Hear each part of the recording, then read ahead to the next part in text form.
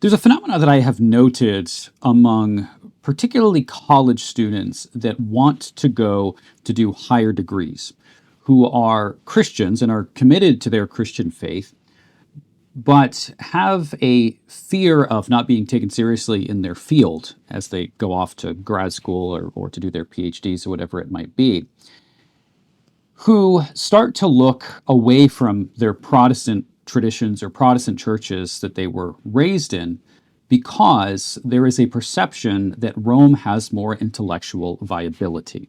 So I want to talk about this a little bit. I've had numerous conversations with people going into the academy who said that the primary reason that they became Roman Catholic is because of the intellectual rigor of the Roman Catholic Church and because they believe that there are systems in place that support them as they're going into the academy in a way that they wouldn't see within various Protestant traditions.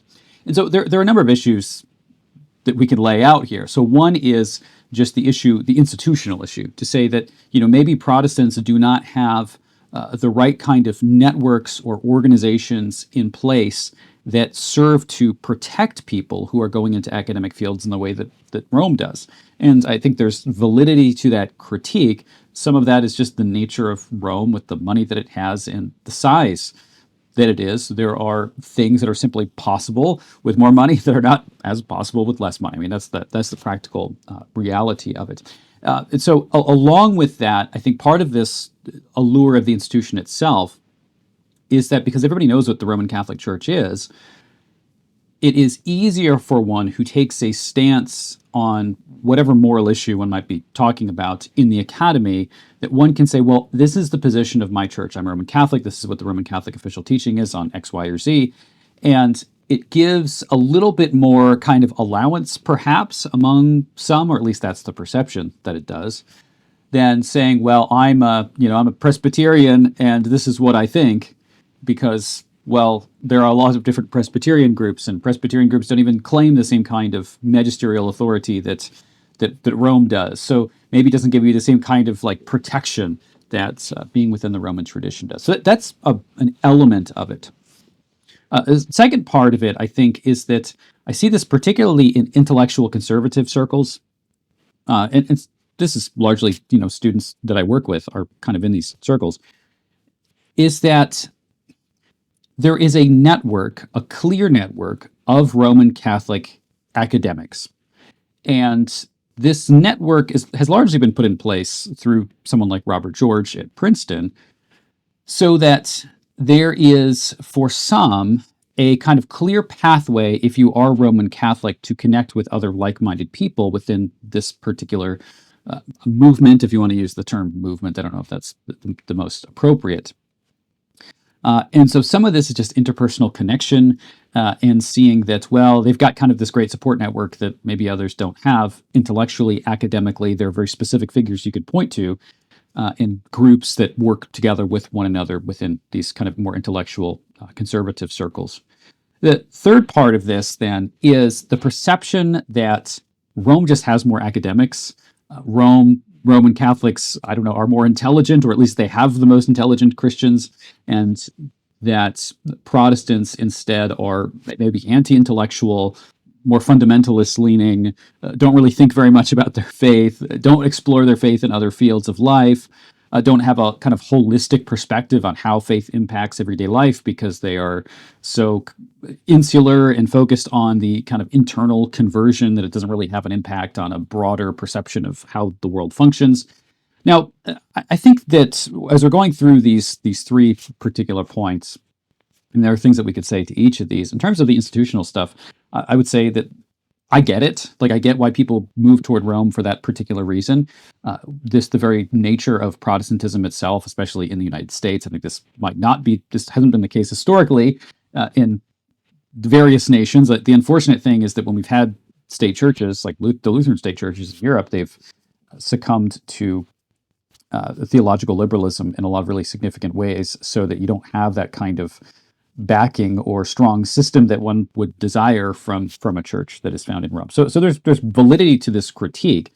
I don't think it is a point that would invalidate Protestantism because it doesn't really touch on the veracity of our theological claims, but it is just a reality that does make things a bit difficult. And I think that there is a need to create much stronger networks and systems within our churches to provide better connectivity between people going into various academic fields so that people don't feel like they're just kind of a lone wolf out there studying in the academy and all of a sudden they grab onto whatever Roman Catholic community happens to be nearby because it seems like they're actually enriching their spiritual life and are tied to the academy. So I think that there's a lot of work that we can do in that particular area. But I want to address really the last of these, and that is the question of like intellectual viability. Is it the case that Protestantism is just an intellectually vapid movement? Again, if you want to use the word movement. And I simply want to say that that's just not the case at all, if you understand the kind of classical Protestant traditions. So when I use the term Protestant, let me make a clarification here, and we could go from there. The term Protestant today is thrown around to mean literally anything. I mean, if you look at that number from Roman Catholic apologists that seems to increase constantly, that there are like 33,000 Protestant denominations. And the latest I've heard in my YouTube comments, because people say these things, is like 50,000, I think was the last one I saw. So I don't know, the number keeps getting bigger and bigger, I guess. Totally inaccurate number, and it's a whole other subject. The point I want to make with that is that the word Protestant itself is just used as this overarching concept phrase that is just kind of thrown out to identify any group of Christians that is not Roman Catholic or Eastern Orthodox. Protestant is a very loose term, so I understand that it can apply in a variety of ways, but there is no sense in which the LDS Church is Protestant, right? There's no sense in which a splinter Sedevacantist group is Protestant. But those are included in that 33,000 number. So there are definitions when we're talking about Protestantism. When I'm identifying Protestantism here, I'm talking about the classical Protestant traditions. And when I say classical Protestant traditions, I really just mean three. I'm talking about Lutheranism, which of course I am Lutheran, so I think it's the superior, but I would expect the Reformed to think the same thing about themselves. Then we have the Reformed, which is then the Presbyterian or the Dutch Reformed. Maybe those could be divided up separately as well. I think theologically they're really on the same page, but in terms of their confessions and just historical trajectories, they're a little bit different. Then you have the Anglican tradition, the Church of England. And I think really those are your three classical Protestant groups. When I use the term Protestant, that's really what I'm referring to. Now, I think you can use the term a little bit more broadly so that when you're talking about, say, Baptists, if you're speaking about Baptists who are much more tied to a kind of confessional tradition, and so if you're looking at Baptists who actually use the, say, London Baptist Confession of Faith, those who retained a little bit more of that Reformed background, I would say you could probably lump them under the general umbrella term Protestant. But when you're looking at your kind of big box megachurch, evangelical church that has no connection to any creeds or confessions or history, then it's not really Protestantism in a historic sense. And so Protestantism is a specific identifier to talk about those protests, the Diet of Spire specifically. But we're talking about the Reformation and the theology of the Reformation. And we're speaking about those groups that argued against Rome, but did not move all the way towards the perspective of the Anabaptists, the radical reformers. We're talking really about the magisterial Reformation. And so when I say Protestantism, I think part of the problem in this perception of Protestantism, that Protestantism is just not intellectually viable, is that there is a view of Protestantism that just grabs onto all sorts of, Bible churches or, independent megachurches or an independent charismatic church and places them all into this kind of same bucket, which is really not a fair thing to do. So when we're looking at those classical Protestant traditions or those historical Protestant traditions, we have an immensely rich intellectual history within each of those three branches. Now, of course, my focus is going to be on the Lutheran Reformation. That's the tradition that I'm a part of and the one that I think is right. So you're going to hear more of that from me than you would hear about, say, Presbyterians or Anglicans. But as I look within our historic Lutheran tradition, we have what I think are, I think we have the greatest political philosopher, certainly from a conservative perspective, and Frederick Julius Stahl. I mean, his system of political philosophy and political thought is far more detailed, far more comprehensive than what you find even in someone like Edmund Burke, part of the Church of England. Again, not Roman. And the perspective I think that you find there is going to be a lot more well thought out than Joseph de Maistre or one of these more traditionalist conservative Roman Catholic political thinkers. The two of them certainly go toe to toe any day. No question there. So we have these political philosophers within our tradition. There's just one example. I think when you look at the apologetic work that is within the Lutheran tradition, one of my favorites is Ernst Luthard. This is part of a new series we're putting out, Classic Lutheran Libraries. This is volume 5 here. But Ernst Luthard has these 4 volumes, apologetic lectures on the truths of Christianity, the moral truths, the saving truths. There's a 4th volume that we're translating now, 19th century German figure. He was a defender of the inspiration of Scripture, a critic of the higher critics. And I mean, the kind of work that you find in someone like Ernst Luthard, if you're looking for apologetic material that's really relevant today, that speaks to our contemporary world on a deeper philosophical kind of level, again, I would pit him against like G.K. Chesterton any day. And I think in terms of his actual writing ability, that he's quite parallel to Chesterton as well. I think he uses words extremely well and in clever ways. So, we have our apologists. We have our systematic theologians. And if you read the 17th century authors, read someone like a Johann Gerhard, read Abraham Kalov or Johannes Quenstedt. I mean, these figures are using classical philosophy. They're integrating philosophy and theology. They are dealing with what were then the most modern methods of biblical interpretation in terms of like manuscript evidence and looking at the Greek and Hebrew texts. I think there's really no question when you look at what Rome was producing in the immediate post-Reformation era, and then you look at what the Lutherans were producing in that post-Reformation era, that's on a level of just especially exegetical work, the Lutherans really were much better equipped to engage the text. And I mean that in terms of their knowledge of the languages, their knowledge of history.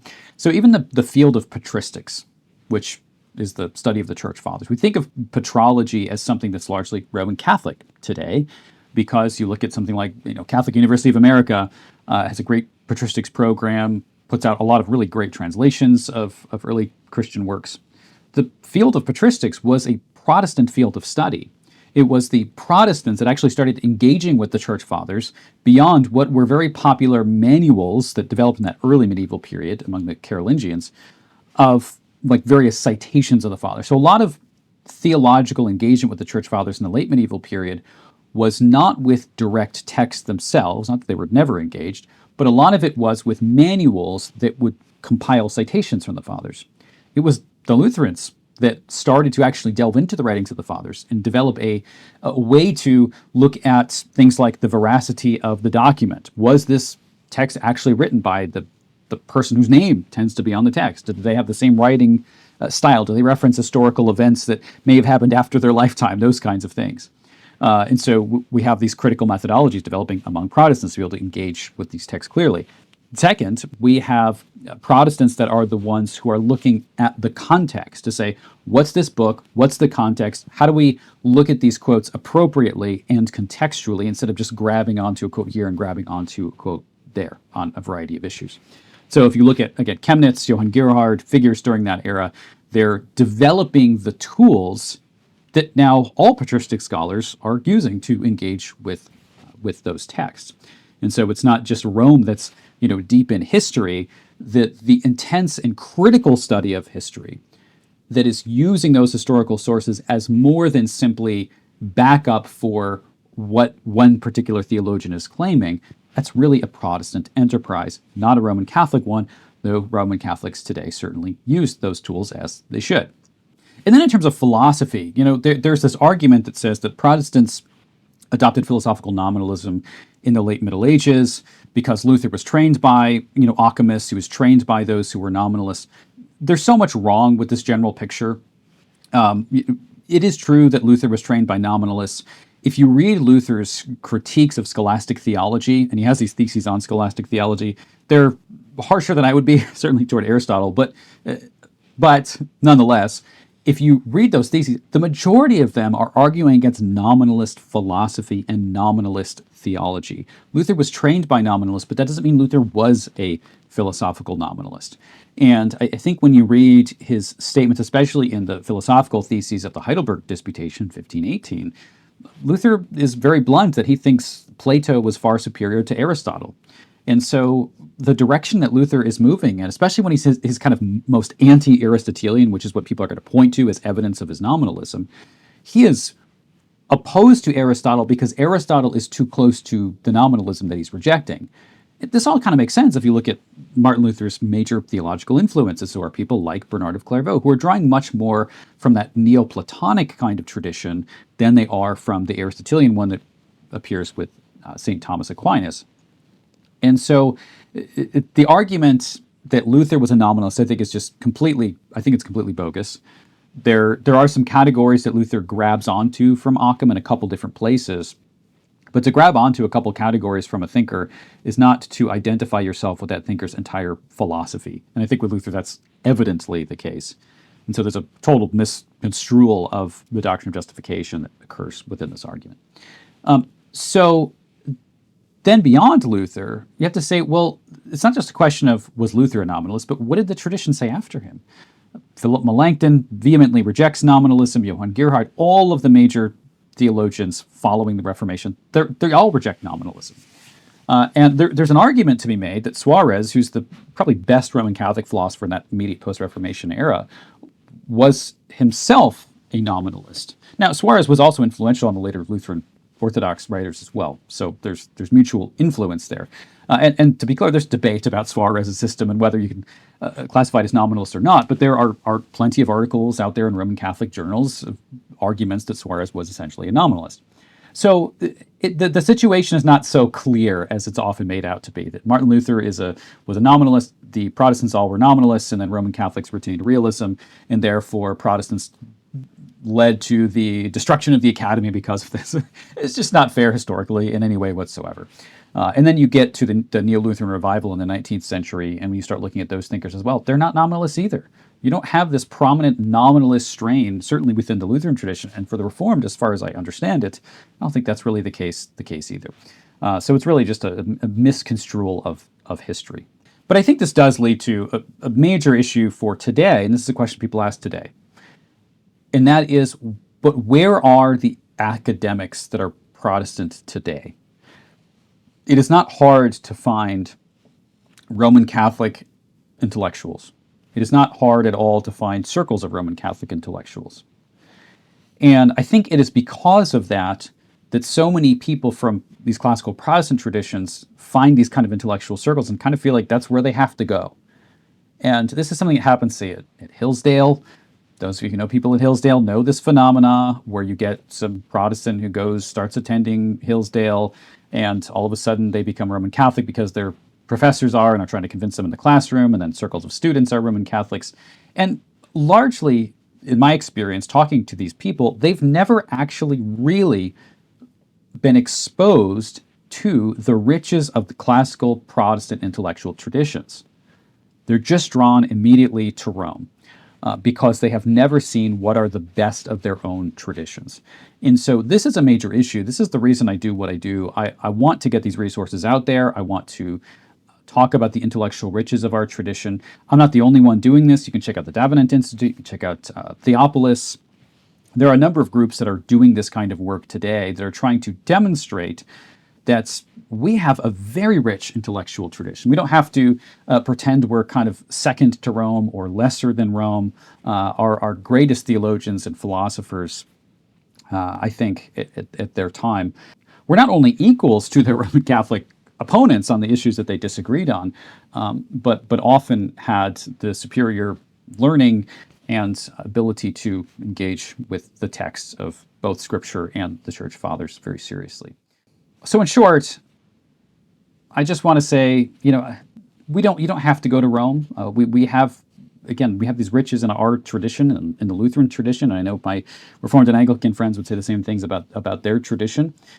Rather than just looking into Rome, because you have encountered a circle of intellectuals, a circle of thoughtful people that have jumped ship to Rome. Go back and actually look at the sources in your own tradition. Go back and actually read them. And I think when you do that, you're going to find so many riches that apply so well and so clearly and so applicably to our present situation. Thanks so much for watching. We'll see you in the next one. God bless.